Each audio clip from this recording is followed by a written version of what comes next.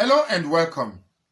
I'm sure you must have been wondering where I've been to. No, I've been here watching and observing events as they unfold in the polity. And it's no doubt that Nigeria is at the precipice of total breakdown. And a group of people have made their intention very clear. They have not pretended about it. They have not minced words. Their actions are clear. And surprisingly, the rest of the people who are victims or who are their target are completely aware. But what has baffled me is if people know what these people intentions are, why hasn't it stopped? Why is it still ongoing? Why are the killings still going on? Why is the intention to take Nigeria still going on? Why don't we have a change? So I'm going to tell us what is going on exactly. You see, those responding to the Fulanization and Islamization agenda are responding in the wrong way. They are responding wrongly. And that is because they have been doing something that I've continuously said on this channel. You see, I have said repeatedly that Western education is not equipped to understand the brand of Islamic politics that we are practicing in Nigeria. So if you are a Southern or a Christian that believe you understand the English language very well and therefore you can express yourself with jaw-breaking grandiloquence, and you think because of that you suddenly possess some certain degree of intelligence that can explain away what is happening in Nigeria, you're getting it wrong. Because the English language is an expression that expresses an idea. Just like the Idoma language, the Igbo language, the Yoruba language, and the Hausa language, the Fulani language. It's just a means to express an idea. That is what the English language is. So, just because a Southerner can come and, express like, the current Nigerian polity, transcends the undulating capitulation that, surpasses a transmodal event. And because of that, we have to indulge some sort of cataclysmic catalyst. You see, when you speak like that, and a son of caliphate listens to you, you only excite him, and you become a form of amusement to him. They just look at you and they laugh. Shege, when they lie. Shege, kai, when they turenchi. Allah, banzanya ruga, mawawani. They acknowledge the fact that you can speak English in all forms of innuendos, but they acknowledge also that you are a fool. Because how can somebody be fighting a war with grammar? You're just fighting a war. Somebody is killing you. You come to a TV station and you see grammar. Grammar. We have spoken too much of grammar in the South. We must first have some degree of understanding and proactive measures to safeguard ourselves. And what is the solution to this? It's a very, very simple thing. It's a thing also that I've been saying here over and over again. Let me tell you what is happening in the South. It's like if you throw a chunk of bread to a chicken, of course the chicken cannot swallow that bread. The chicken has to pieces the bread into tiny chunks, and then it begins to pick each individual chunks to swallow. Is what they are doing to us. They come to the South region and they begin to pieces us. South, Middle Belt, Niger Delta, Southeast, South that, this, that. And then they begin to pick us one after the other.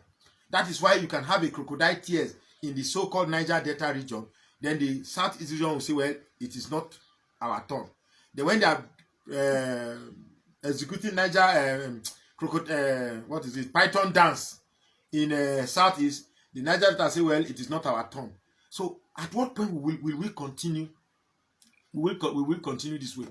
I was listening to one interview sometime, and a very intelligent guy from the South, very intelligent guy, Mr. Obaseki, he was addressing the issue. Clearly, he knows these people. He knows how they operate. But the mind of response is still individualized, because he said he's representing the people of Midwest. and Midwest is Delta and Edo. Are you expecting the Igbo man in Delta State to follow Midwest when his brothers are in Abia and Anambra and Enugu? It's not going to work. The idea that we can even feel comfortable to compartmentalize ourselves, to disintegrate ourselves, to separate ourselves, and feel comfortable about it still beats my imagination. In the face of what is happening today, in the face of a people determined to pick us one after the other, it still beats me. That some people still have the liberty to think that the problem is the Igbo. No, instead of Igbo to control me, I rather the Hausa continue to control me. That people still have this mentality at this time still beats my imagination.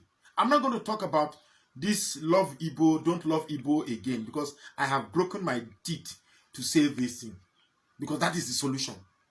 The Igbos are the biggest resistance the caliphate has.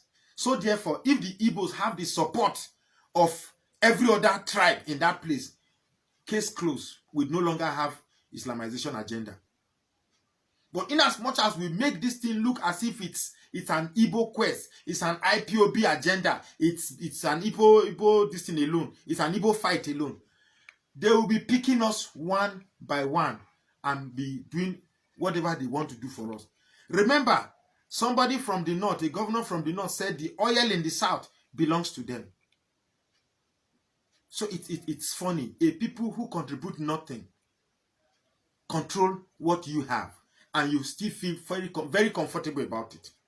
I feel so sad. Now, I've been holding this picture, and some of you be wondering, why am I holding this picture? I want to tell you that Goodluck Ebele Jonathan, the immediate past president of the Federal Republic of Nigeria, I think opened the gateway to show me how very docile and stupid a lot of we Southerners are in the face of the might of the Fulani Caliphate.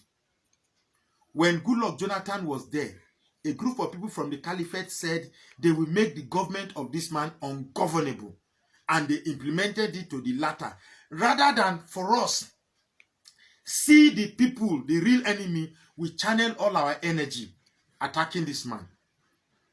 A lot of us occupied Nigeria, 1 million man march, media hype against Goodluck is weak, Goodluck is everything weak. If you are a Southerner and a Christian and you opened your mouth to say this man, Goodluck Jonathan, no, he was too weak. No, Goodluck Jonathan did not understand the meaning of commander-in-chief. The mistake you think was that you thought Goodluck was commander-in-chief. Goodluck has never been commander-in-chief of anything when he was president. Because you have a country where the setup and the constitution has been arranged such that only a northern president can influence anything. So when you were blaming Goodluck Jonathan, you were just exerting your energy at the wrong place. Because the reason is, now that you have a son of the caliphate in power, and things that motivated you, things that pricked you, things that nudged you to be responding and criticizing them, this thing, corruption, killings, and those things that nudged you, that made you react then, are worse than it was then now. How come are you not responding now? It shows the greatest depth of hypocrisy that is in you. Because suddenly you are settled and you are okay with what is happening. The same man that increased fuel by 10 naira and everybody went about occupying everywhere. Now the son of Caliphate came and increased that same thing that this man increased by 10 naira. He increased it 5 times over, and not a single individual did pim. Instead we are saying, no, like some guys that I was with somewhere in Abuja, no, it is long overdue. It's long overdue. Now is the time we will see change. It's long. Complete hypocrisy. Let me tell you, that increment of fuel that a Southern man increased by 10 naira and a Fulani man increased it by 5, it clearly shows the power of the Fulani ahead of everybody. It shows that for every Fulani man, a Fulani man has 5 times more relevance than a Southerner. That is clearly what it showed. That in this country, Nigeria, a Fulani man is 5 times more important, more relevant, more superior than everybody in the South. That is what that thing showed. It clearly shows that when it becomes a southern president, we suddenly develop power. Where is Obi Ezekwesili? Where is Showore? Where is Wole Soyinka? Where are all those people? Where is Tunde Bakare? All those that occupied Nigeria, that demonstrated against Goodluck Jonathan. Where are they today? Now things are worse. Everybody is quiet because the might and superiority and dominance of the Fulani man is now in power. You dare not talk or you'll be killed.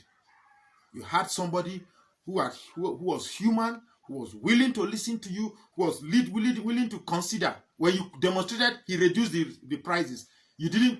Oh my God. This is really, it's painful. It's really, really painful. So until we from the South or Christians in Nigeria begin to reason outside ethnic division and begin to consider the importance of holding hands to form a huge block, a big chunk of bread that will be too big for the chicken to swallow, or a big chunk of bread that will be too difficult for the chicken to beak into and break apart, we will continue to remain indivisive, docile Southerners and Christians, susceptible to the divisive and dominant agenda of the caliphate. Take it or leave it. Whatever you are planning, whatever you are deliberating, so long as it is coming under the premise of divisive nomenclature of South-South, Niger Delta, Southeast, South that, if it doesn't have a unifying factor, we are not going anywhere. The only thing that scares the caliphate is that word, unity. Try it. Once there is any means that unity is developing in the South, it will scare the South. So where there is any form of unity developing in the South, it will scare the caliphate.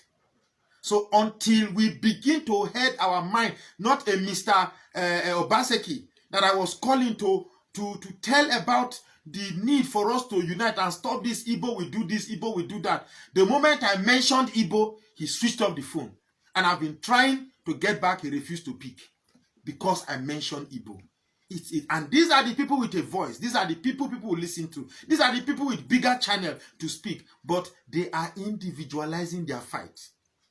And until you make this fight an encompassing fight that unites everybody to a big block, we will keep fooling ourselves. How hard is this message difficult to get into your head? How hard is it difficult to understand? If you are watching this video and there's a way I can see Goodluck Jonathan, I want to give Goodluck Jonathan a hug for being the greatest president we have ever had. Take it or leave it. It's not my opinion, it's the fact. It's the greatest president we ever had. A man who remained calm in the sight of betrayal, in the sight of hypocrisy, in the sight of outright hatred, in the sight of total blackmail. He remained calm and afforded a smile. A man who said, no single blood of Nigeria is worth his political ambition. That to me is the greatest human being you can ever have. So keep thinking the Igbo man is your problem, or IPOB is your problem, or keep individualizing your fight. Thinking you can fight. I mean, it's a laugh to think that somebody is projecting Midwest as a front for the caliphate, Edo and Delta. It's a laugh. It's a laugh. By the way, I am still a proud Urobo man. 100% Urobo man. Unadulterated Urobo man. Nobody can change me from that. But it's a higher intelligence, a higher understanding that is pushing me to understand that the only way we can form a formidable force is when I create alliances by my Igbo brothers, so that we come together, so that we become a big chunk of bread, a strong, impregnable chunk of bread that will be too strong for the fowl to scatter and eat. That is the only way we can win this battle. Thank you very much for listening.